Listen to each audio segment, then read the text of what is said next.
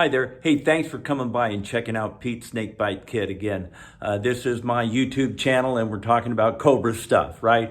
Mostly building my Cobra, which has been pretty challenging because COVID has stopped a whole bunch of parts from coming my way. We'll talk about that a little bit as we go on. But today I'm in Michigan, specifically Detroit, and real close by is Dearborn. I was able to sneak over to the Henry Ford Museum, see that, and see some other cool Ford stuff I wanted to show you. Let's take a look. So here we are at the Henry Ford Museum. You may not know this, it was originally called the Edison Institute because he worked for Edison at one point, and obviously he was very inspirational to Henry Ford. A lot of really cool stuff in this museum. There really are planes, trains, and automobiles, which of course is probably a shout out to Steve Martin and John Candy. So there's a couple of presidential limousines here. I'll show you two of them. This first one was last used by Reagan. It started with Nixon, so Nixon, Carter, Ford, and Reagan would have used this one. This is the one that Reagan was scooped into when he actually got shot. If you look at the back of it, you see where the Secret Service used to stand, and it has a fold-down bumper. Kind of looks like a movie prop or something they made, but that folded down for them to stand on. This other one was originally Kennedy's car and was used through the Nixon era. This is the one Kennedy was shot in, which had a removable top on it when he was killed. They later made the top permanent to keep presidents safer, because that's pretty important. There's a section in the museum on American history. This, of course, is a bus that Rosa Parks was in, been beautifully restored. This is the one she was in when she said, "I'm not moving to the back of the bus." Pretty important time in history. Okay, here's a shot of a car I wanted to get for two reasons. One is it's a stock car. Hey, they're called NASCARs now. They used to be called stock cars because they were pretty stock looking bodies and whatnot. Things have changed a lot. The other reason I wanted to show you this particular car is this one belonged to Wendell Scott. He's the only African American driver to ever win at the Winston Cup level, the top level of NASCAR racing. The Southern boys did not want him racing back then. A really brave guy. My hat's off to him for what he must have put up with and whatnot. But pretty cool to see his car there and see some recognition there at the Henry Ford. Now, in case you're wondering, there's no relationship between Randolph Scott and Wendell Scott. You do it for Randolph Scott. Randolph Scott. What this is here is a picture of the first Ford Exploder. Just kidding. This is an exploded view of a Model T, which is, of course, the very first mass-produced automobile. Another thing that Ford was first on was a little thing called the car warranty. Henry Ford used to test drive and then fix every Model T before it left the factory. They started making them too fast and he couldn't drive them all. They figured out they got to ship these things to the dealerships. If they find defects, they can fix them and we'll pay them for it. 100 years ago, when I first started writing service at a Ford dealership, the warranty form was Form 1863, because that's the year Henry was born.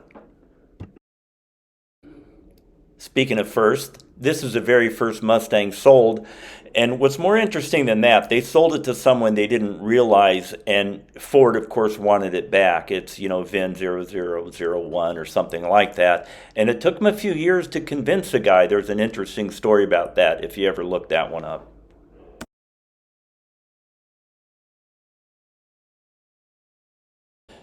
Speaking of first, here's the Mustang 1. It's a concept car. Boy, am I glad this one never made it. Some concept cars you wish happened. This looks like a cross between a Mustang and a Greenbrier van. 31 Bugatti. These things are beautiful. Just a handful of these are made. This one valued at $50 million and was the actual car that Cruella de Vil drove in 101 Dalmatians.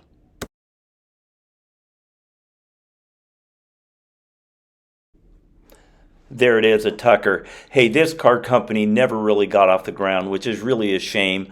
This thing was way ahead of its time, some very innovative stuff. All kinds of things went wrong with it, with the way they were building it, and with the big three fighting another car company coming to life. Jeff Bridges did a movie on it. Tucker, you got to see it if you're a car guy. Really interesting movie. 1967, Ford wins Le Mans again, this time with Dan Gurney and A.J. Foyt, and Dan Gurney spraying champagne for the first time. Here's a display of legendary drivers. I thought it was pretty neat that they had Ken Block's Gymkhana car there. This guy has really done something with the whole Gymkhana movement, made himself an icon. This guy is Mr. Car Control. These things are awesome to watch. Okay, this car held a land speed record for decades. It had 4 Chrysler Hemis in it, built by the Summers brothers. And this car was so long, I had to take pictures of it from 2 directions just to see the whole thing. Really cool piece. They had a little display here of quarter midget cars, which look like a toy little go-kart. They are anything but that. Very, very competitive class. A lot of now famous drivers cut their teeth off these things, like Jeff Gordon and Aiden Lang. They've got a bunch of cool trains here. That one's a giant snowplow they use in Canada. Here you can see it's a really cool, train setup that they've got spread out there. This thing is pretty impressive. I think this one would even make Neil Young jealous. I noticed in the museum that there really was nothing that represented Carroll Shelby or his relationship with Ford or his accomplishments. But over by the advanced engineering section, there was Carroll Shelby Way. I thought that was pretty cool.